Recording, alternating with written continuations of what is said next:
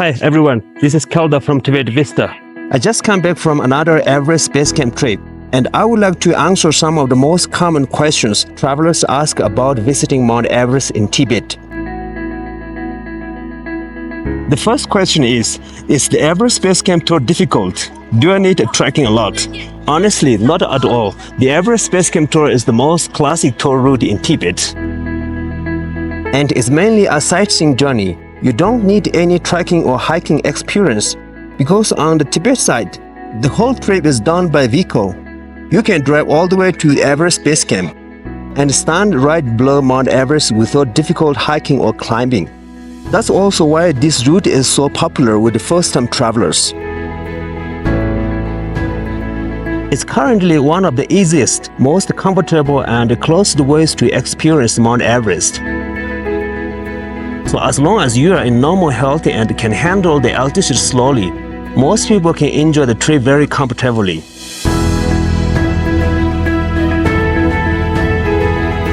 The second question is, what is the accommodation like at Everest Base Camp? The accommodation condition at Everest Base Camp is much better than many people expect.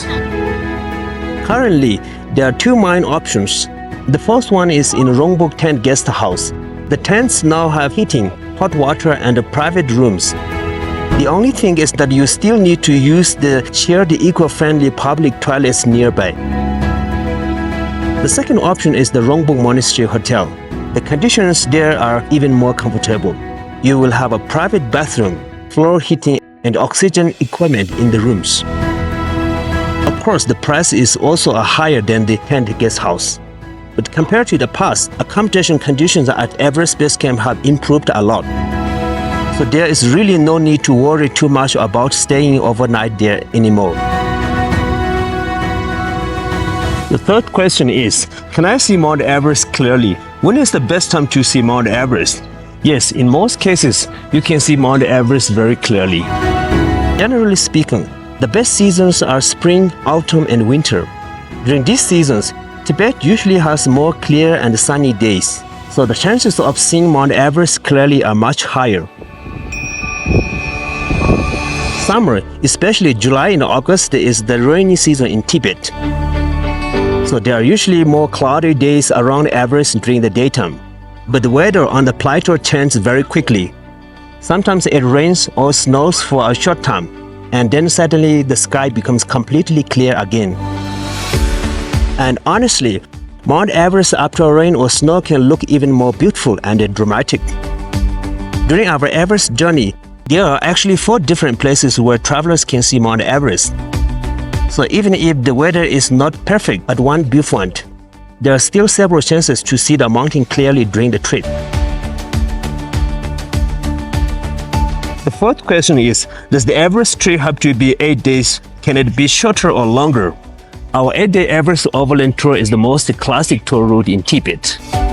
After many years of experience, we have found that 8 days gives travelers the best balance. It allows enough to go slowly adapt to the altitude, while also covering the major highlights of Tibet along the way.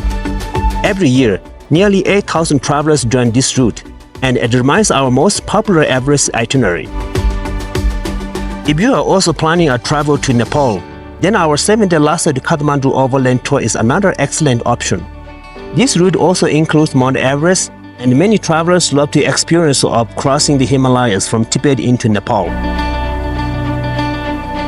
And if you have a little more time, adding 1 or 2 extra days around Lhasa or visiting Namso Lake is always a great idea. But if you have around 13 to 15 days available, then honestly, I would highly recommend visiting Mount Kailash as well. That becomes a completely different kind of journey, deeper, more remote, and very unforgettable. So, these are some of the common questions travelers usually ask before visiting the Mount Everest Base Camp. If you still have more questions, feel free to reach out to us anytime. And hopefully I will see you at the Mount Everest Base Camp in one day.